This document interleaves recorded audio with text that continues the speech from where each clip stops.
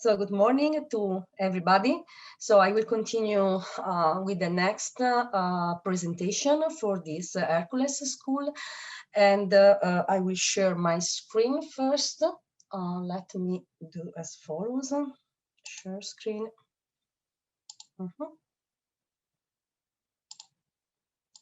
Share. Okay. I hope you see my presentation now. Yes, we can see it. Okay, great. So, so it is an opportunity for me today to present to you some of the activities that can be performed at the infrared beamline of Elettra. That is called SISSI. So the presentation is really will give divided basically in one first part where I will try to provide some basic concepts related to infrared spectroscopy and what is infrared basically and what we measure with infrared spectroscopy. And then in the second part, I will try to highlight the capabilities of the laboratory that of the infrared laboratory in Elettra, trying to going in the techniques that can be used in the sampling approaches and providing some examples that could be of inspiration, I hope, for your research and possibly future collaborations. So, first of all, infrared spectroscopy, some basic concepts. So, infrared is energy, I would say, light with extremely low energy, lower than the visible light. Indeed, in synchrotrons, basically this is the lower part of the emission of a synchrotron radiation. It is usually divided in three main sub-regions that are called near infrared, medium infrared, and far infrared, and that basically depend from the distance from the visible light. The region of the spectrum we will focus today, it will be mostly on the medium infrared part. If you look, have a look to, let me see if I can, interruption. Okay, if you gave a look to the table, considering wavelengths in this region, they are in the range of tens of microns basically, and the energy is of a few fractions of electron volt. Most of the time, the chemistry, and we will understand later, they love to define the energy of this spectral region in wave numbers, that is this guy here, and also to express energies in kilocal per mole. So the energies in kilocal per mole in the mid-infrared region is about 1 to 10 kilocal, and this is exactly the spectral range or the spectral energy, where we have vibrations of our molecules. So infrared spectroscopy is basically a spectroscopy that probes vibrations in our system. The classical physics has a very powerful, simple, at the same time, very powerful model for describe vibrations. And it is very simple because if we imagine a diatomic molecule, okay, made by two atoms A and B, so the molecule can be considered or sketched as made by two masses, MA and then B, that are linked together. This linker is basically the chemical bond that you have among the two atoms, but the chemical bond is not a rigid stick, but it is a spring. So what happened to our molecules? They are never, fixed, they are never rigid, but they continue to vibrate in time. So basically elongating and restricting the spring every moment of their life. So in this kind of system, we can define, first of all, a reduced mass of the system that is simply this quantity that you can see here. And we can define an equilibrium position between the two atoms that we call R equilibrium. However, as I already told you, the molecule is never fixed, it vibrates, and this the distance between these two atoms is continuously changing.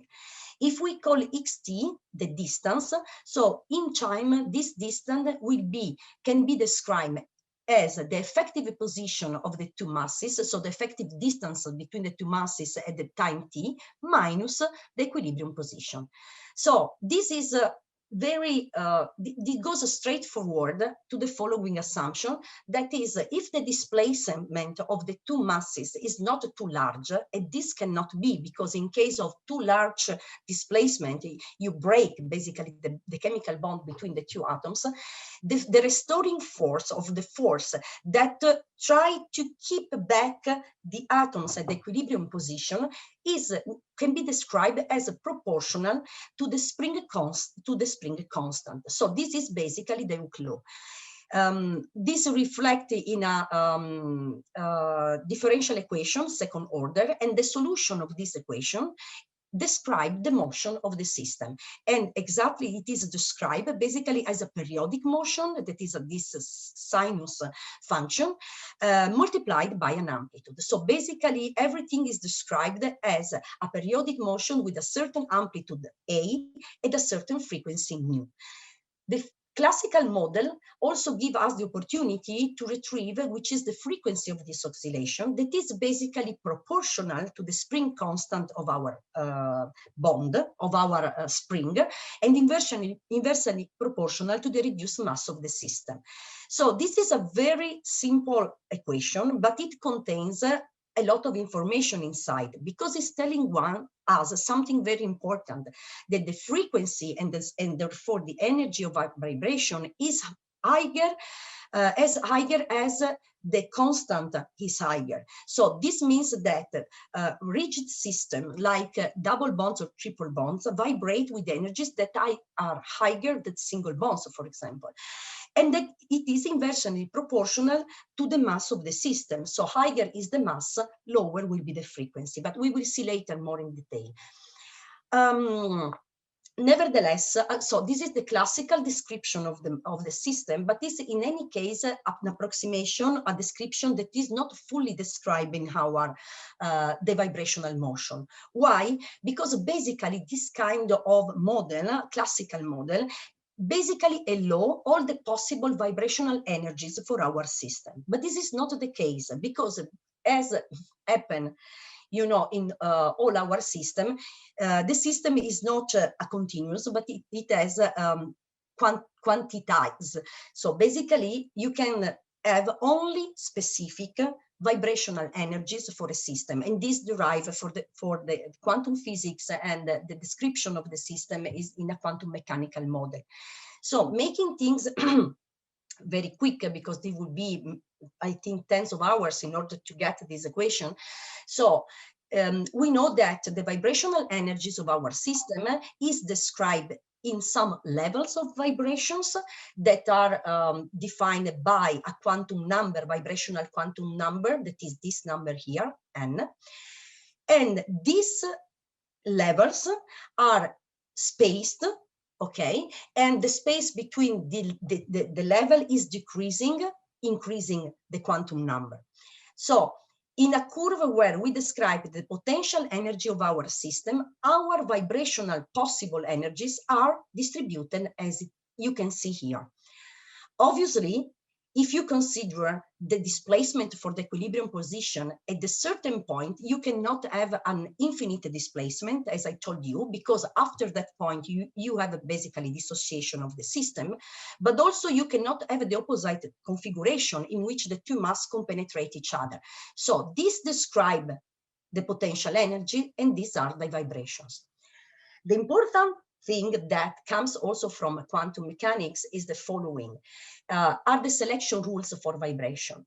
So quantum mechanics tell us that we can observe vibration only when the displacement of the two atoms create or generate a variation in the dipole momentum of the system.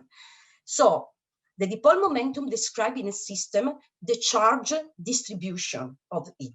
Okay, so imagine to have a diatomic molecule homonuclear, so constituted by the two identical atoms.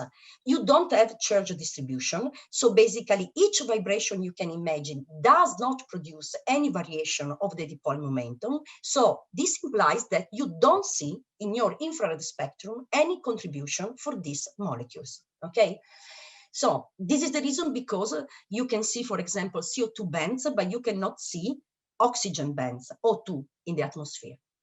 The other selection rule that can be derived by the quantum mechanical model is that if I consider transition between a level and the second one in my system, the transition that are allow when you have where the difference between the end level and the start level is an integer.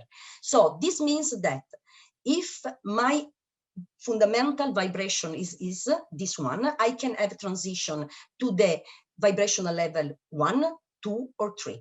The first transition from 0 to 1 is called fundamental frequency, and this is what we usually see in the mid-infrared spectrum. From the fundamental level to the second, third, or n level, they are called overtones, and this is usually what you see at eigenenergy in the mid-infrared, in the near-infrared. So these are the basics of the vibrational spectroscopy, but everything is really simplified for a diatomic molecule, but our system are very rarely diatomic systems, so they are constituted by many, many atoms. The description of this motion becomes much more complicated, and we need to use a combined vibration of the atoms. They are called normal modes of vibration. I will show you later an example with the proteins that will be easier.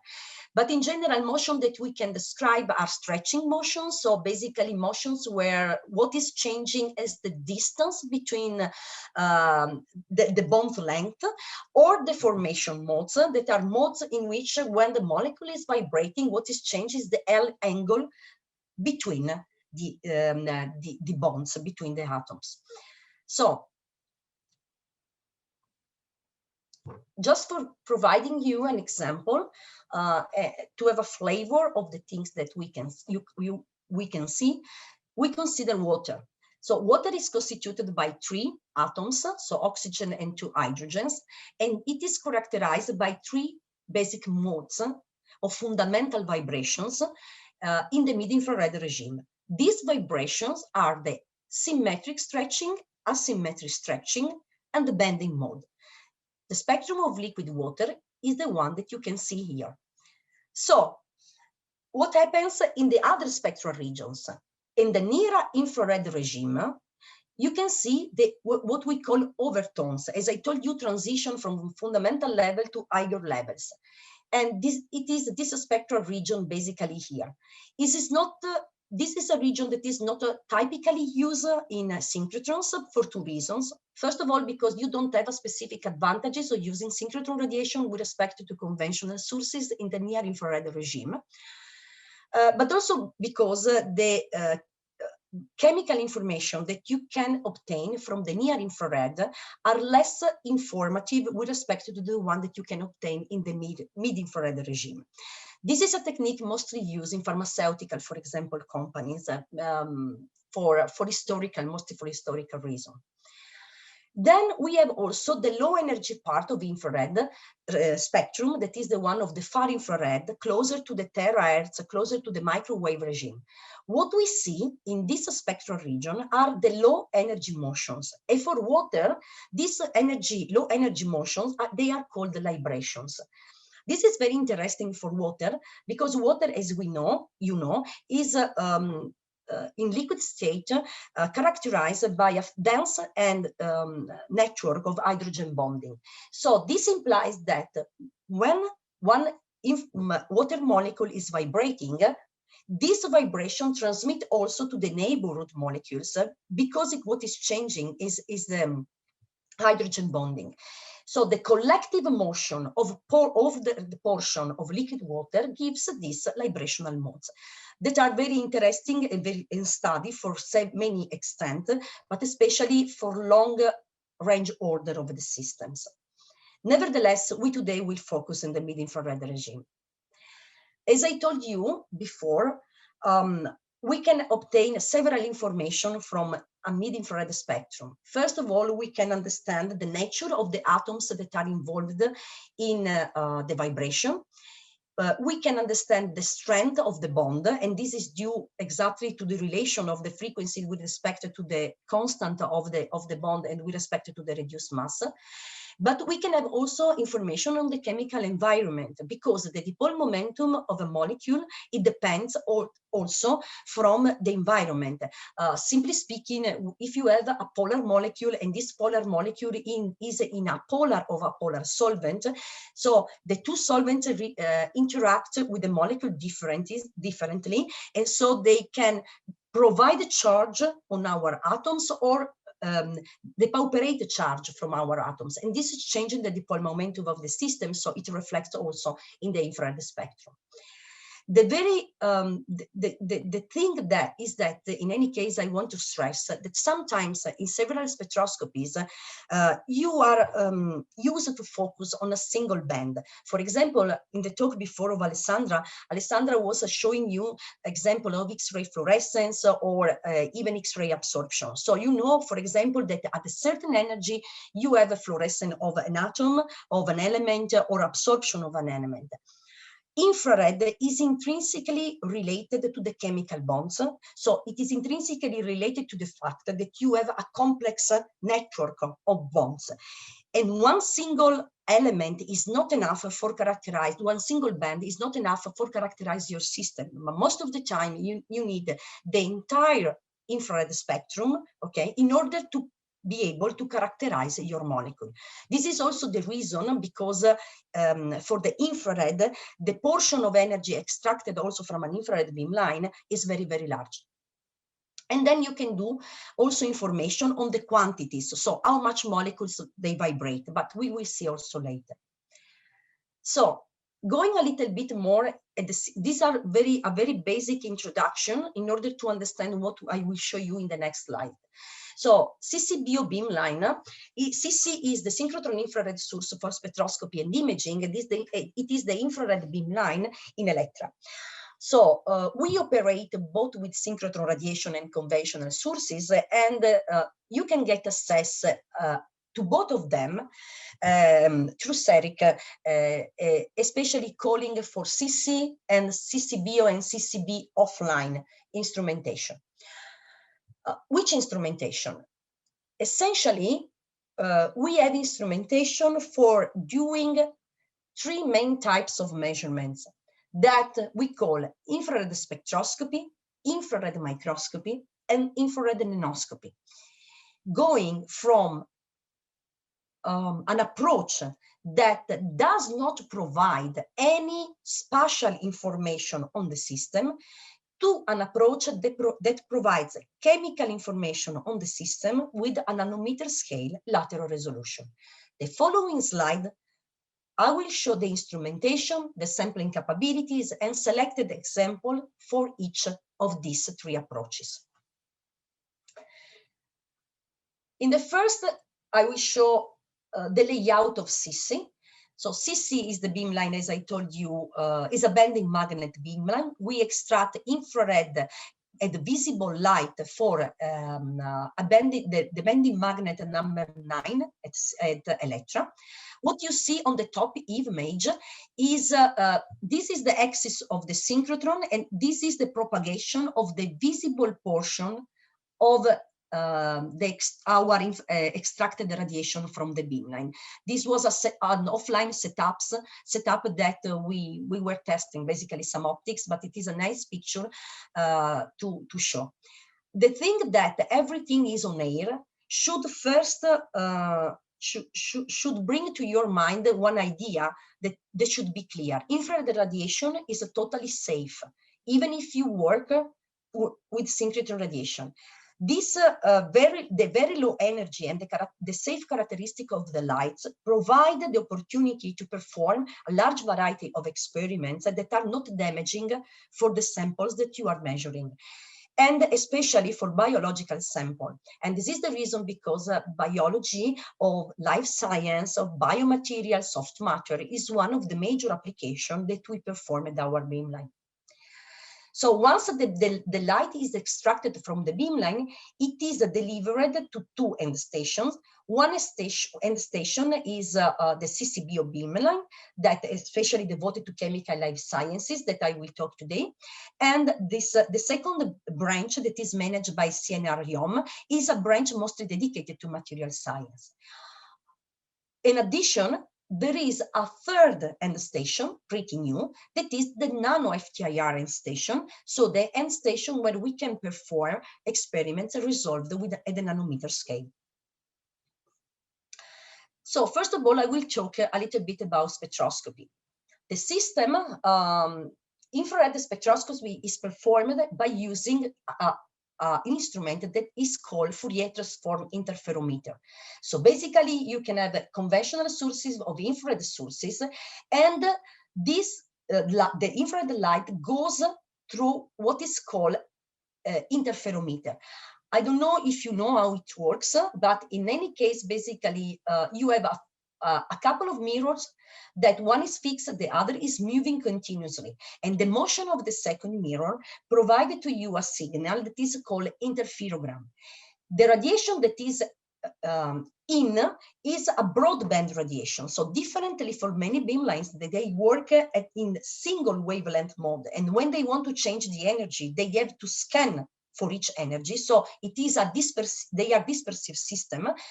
In the case of infrared, you don't have a dispersive system, you have an interferometric system. You provide all the wavelengths that you are interested in going onto the sample, and then you collect an interferogram. So Fourier transform is the mathematical operation that allow you to obtain from this interferogram the spectrum of your sample on the entire spectral range that you are considering. Being very roughly, what you do is usually to collect a reference spectrum that can be represented by air, for example, so the environment where your sample is, plus the support where it is located. Then you collect your sample spectrum, and then you make a ratio among the two. The ratio of the two spectra is your infrared spectrum. Sometimes you see in transmission mode, like in this case, some other time, so transmittance, some other times you see the absorbance, so the bands are basically reversed, but it's simply the logarithm of the transmittance one. So, which type of sampling approach I can use? The samples that I can measure with infrared can be measured in two ways: in transmission or in reflection. Transmission measurements are the easiest to understand. So you have an infrared light impinging onto the sample. This is partially absorbed to your sample, and then you measure the light that passes through. This is a linear spectroscopy, so means that the intensity of the measured signal can be directly correlated to two things: the optical path of your sample, so how thick is the sample, and also to the concentration of the species that are absorbing into the sample. To practically speaking, when you measure something in transmission, if you can use transmission, because transmission is the most straightforward way to measure things in infrared, but you have a limitation, and the limitation is the thickness of the sample that you can use.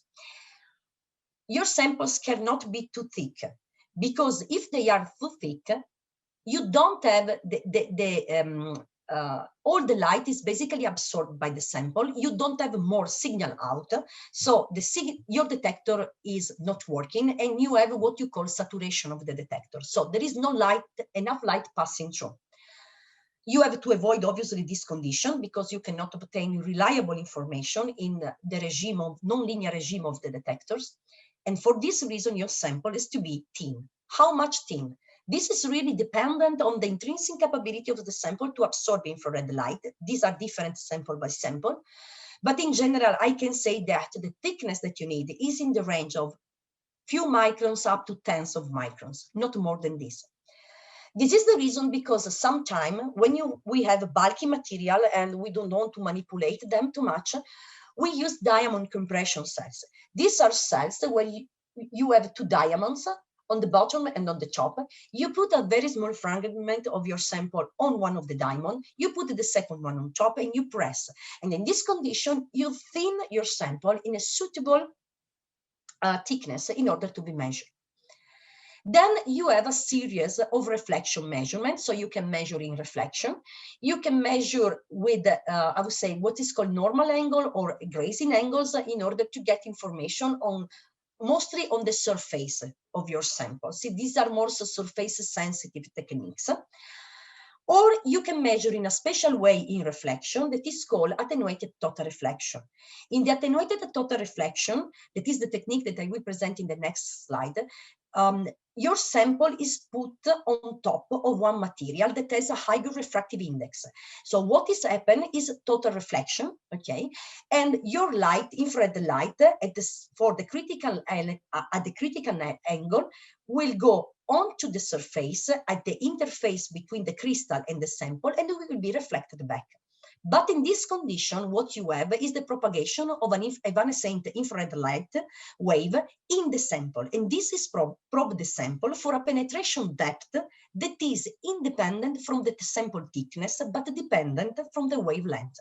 So this implies that doesn't matter in your ITR mode how thick is the sample on top. In any case, you will probe the first hundreds of nanometers from the surface. And this depends from the element, from the crystal that you are using for your measurements. So this is a very, very flexible approach that we use most of the time when you want to measure samples that cannot be thin enough in order to be measured in transmission. The example that I'm going to present related to ITR spectroscopy is on metal organic frameworks as possible cages for the enzymes. So metal organic frameworks, I don't know if you know, but these are basic materials very promising and very studied in these last years. They are metal organic system made by a metallic centers linked through organic molecules. The example that I show here, these are metal organic frameworks based on zinc, okay, where you have different linkers that are imidazole in different type of imidazole linkers. Why these materials are very interesting? They can have many applications since they basically are porous material and they can storage a lot of things and save and pre-save molecules from degradation, for example, or they can improve the release of the molecules and so on. From a biological perspective, that could be interesting because they can be used to protect, for example, an enzyme that can operate only in specific conditions when you want to use this enzyme in environmental conditions that are not exactly the working ones. So basically you trap your enzyme inside the metal organic frameworks and then you let him operate in conditions that are suboptimal, still maintaining the activity. So we tested basically these three MOF, metal organic frameworks, as possible cages from this enzyme that is called catalase. Catalase is an enzyme that converts hydrogen peroxide to water, so it's very fundamental for our life. The point is that this ZIF8 MOF is very common for many applications, also in biomineralization. But actually it is very hydrophobic. And the activity of this enzyme in ZIF8 is very limited, while the activity of the same enzyme in ZIF90 and MAP7 is higher, is basically comparable to the free enzyme. These two systems are more hydrophilic. The question that comes up is the following. It is the hydrophilicity of the enzyme itself that limits the activity of the enzyme in Z8, or it is its nature that changes in some way the enzyme, and so limiting the activity of the enzyme. The question relates to the fact that a protein that acts as an enzyme, it works in a specific way because it has a specific folding, okay? And then the hydrophobic environments can induce changes in the folding. And the question is, does it happen? It is the reason because it's not working. So in infrared, we are sensitive, as I told you, to the chemical bonds, but in the case of proteins, the proteins are characterized by peptide bonds. That is basically this carbonyl NH linker that links together the different amino acids. The carbonyl stretching is basically one band that we call amide 1 that is very, very, very sensitive to the secondary structure of the proteins. Proteins can fold in alpha helix, in BT sheets, they can be random coil, they can be aggregates. And analyzing the position of this band, we can get information on the conformation of the protein. The experiment that has been done was exactly this one, to compare the chemical profile of the amide 1 band of the free catalase enzyme and of the enzyme one encapsulated in the different MOF. Making a long story very short, what we could verify is that in MAF7 and ZIF90, the folding of the enzyme is exactly, once encapsulated, is exactly the same of the folding of the enzyme when it is a free enzyme. But what happens in the ZIF8, we can see that the conformation of the enzyme changed, and especially the hydrophobic environment induced the appearance, okay, of spectral components that can be associated to the extended aggregation of the enzyme itself. So this is exactly one way we can exploit infrared to find the conformation of our systems. For what is concerning, next topic is microscopy, imaging and tomography. So our instruments are characterized by an interferometer, as I show you, but they are coupled with a microscope. This microscope is a very special microscope. It mounts some objectives that are totally reflective elements that are able to focus both visible light and infrared light at the same spot. So what we can do microscopy and imaging.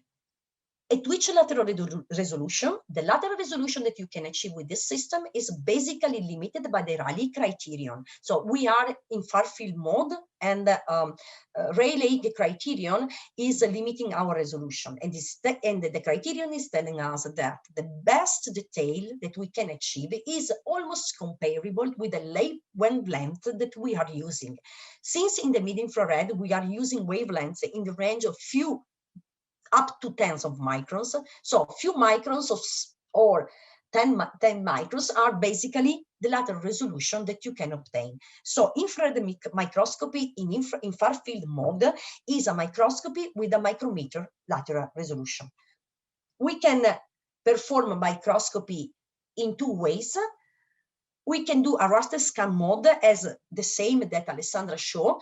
So measuring point by point our sample and moving basically the sample under the optics, or eventually we can use a bidimensional infrared camera and then collect in one shot 64, in this case by 64 spectra distributed on our camera. In one case, we call properly about microscopy. In the second case, we call about imaging. We talk about imaging. The point is the following. When you do microscopy, you usually prefer to use infrared synchrotron radiation. When you do imaging, you prefer to use conventional sources. Why? The point is the following. A conventional source is a source that has a very broad spatial distribution, very uniform. So basically it emits 360 degrees. When I need to use a camera, the best approach for working with the camera detector is to illuminate the camera as much homogeneously as possible. And this is achievable only with a conventional source. Synchrotron radiation, this is the image of the synchrotron radiation spot on the focal plane. It's very collimated, but as you can see, it's much brighter locally.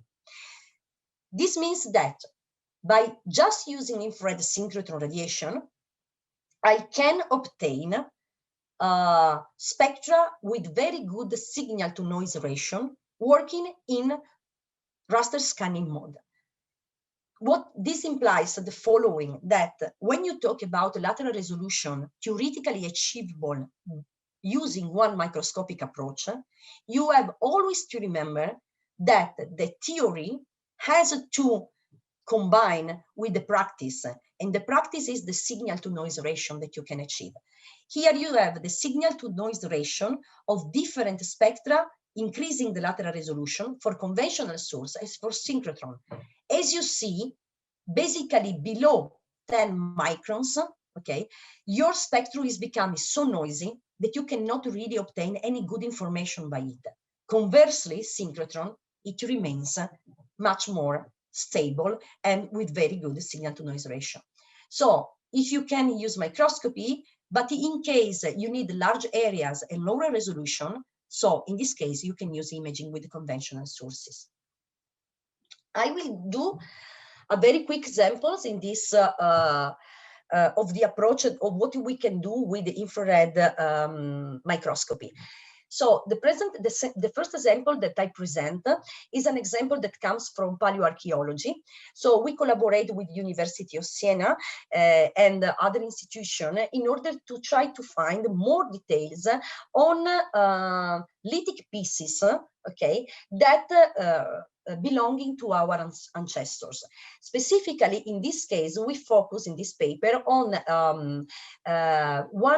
some lithic repairs that have a shape of some half moon, they are called lunettes, okay, that has been collected in the Grotta del Cavallo in Lecce, Italy, and they belong to the Upper Paleolithic period, so about 40,000 million years ago, in the period of transition between Neanderthals and Homo sapiens. So, as you know, there is still a very strong debate why Homo sapiens survive and Neanderthals basically got extincted in the past. For sure, Homo sapiens had some advantages, but which were the advantages that he experienced? Some of the advantages could be related to the fact that this man was able to produce things more efficient with respect to the Neanderthals, for example, for hunting. So the hypothesis that was on these pieces was that they were used as hunting, for producing hunting instruments that were not really indeed used by hands, but projected. So basically with an arc. So the study is very large, but the point is that if you have a tip on this kind of system and you have to throw it, this has to be linked or glued very strongly, okay, on it. We don't have more the wood pieces clearly, but what we have on this kind of materials are some very minute residues. And we use infrared spectroscopy, microsampling, and sampling in diamond anvil cell to measure such a kind of minute residues. What we understood is that the residues was made by a vegetal gum, a beeswax, and red ochre, and with a very special balance among the three components that was very different from the soil where they were excavated.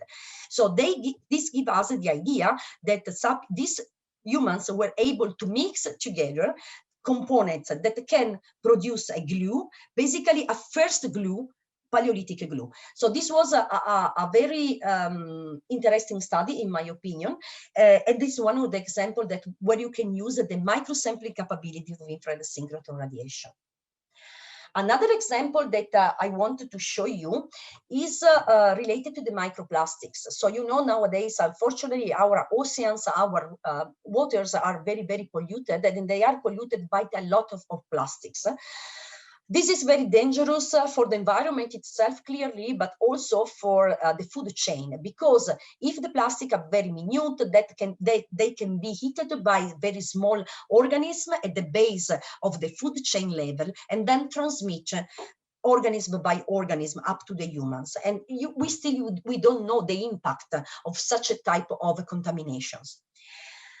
We did several studies in collaboration again with University of Siena in order to understand which was the nature of this kind of plastics material. In order to do this, we needed to collect the animal, in this case the scallop, digest the animal, filter everything, so remove the organic part from the plastic one, and then you collect one by one this very small piece. We put in the diamond cell, we press, and we go to the microscope to measure.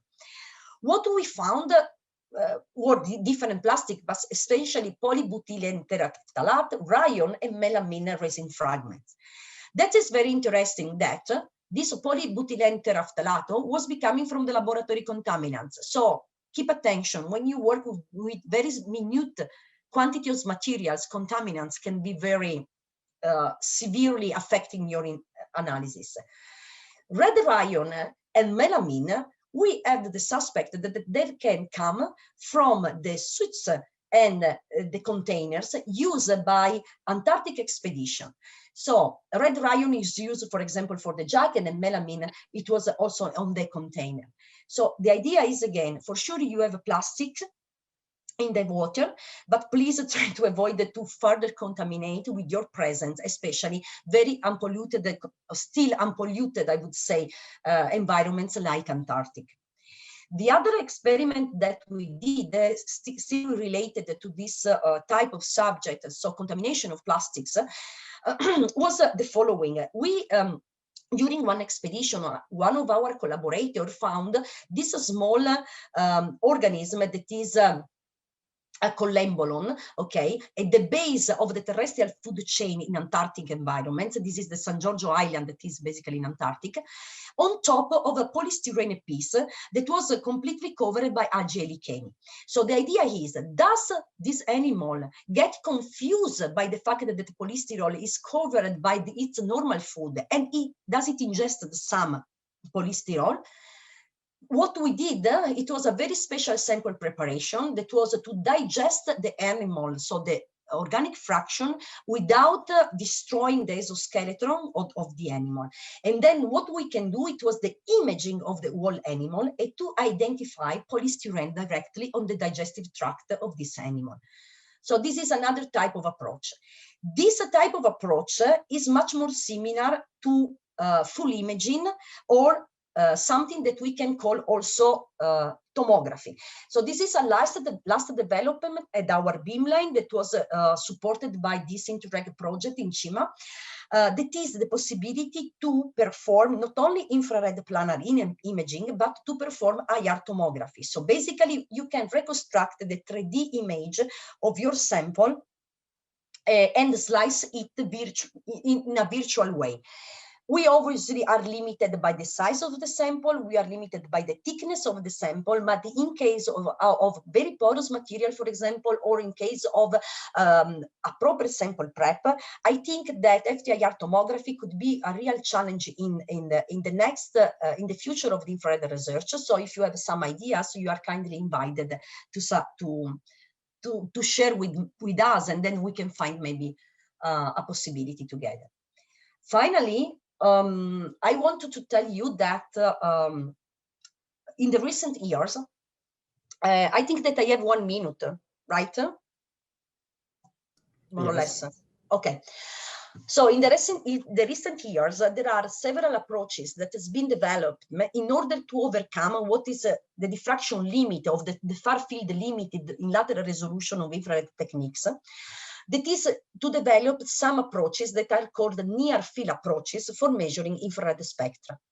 These infrared approaches can rely on two basically physical principles. In one the instrument is basically an atomic force microscope. You shine infrared light on top of the tip, and then in one case you measure the scattered light, or you can measure the deformation of the sample that you obtain by illuminating with infrared light, because we have to remember that basically infrared is vibration. Exciting vibration means eat the sample, and eating the sample means to locally deform the sample. So the two approaches that are called scattering SNIM and photothermal expansion approach are two approaches that allow to reconstruct the infrared spectrum of species at the nanometer scale resolution. They can be combined together in the same machine, and they can be operated, the scattering type only, really, also with infrared synchrotron radiation. At the moment, we have some infrared laser sources, but infrared radiation had a very advantage with respect to the laser source. It is a broadband source, and lasers are very limited in emission. So the future possibly of this approach will be to use infrared synchrotron infrared light in order to cover the larger spectral range possible. Many synchrotrons, they have this facility in place with synchrotron radiation and laser sources, and we have also the SISSI beamline. So I want to just to show you the instrumentation. This is the instrument. This is the scattering type part. That is the one coupled with infrared synchrotron radiation from this side. And this is the photothermal expansion module. The photothermal expansion module can be operated with quantum cascade laser, and it's been recently installed as a part of the CERIC founded project that is called Integra, and is particularly suitable for measuring soft matter, polymers, and such a kind of materials. So what we can measure, what we can go is obviously to reduce the lateral resolution, to improve the lateral resolution. This allows us to move to the nanometer details that cannot be achieved using conventional approaches. So I think that I'm finished. There is just an example of the Stradivari violins if you want to see.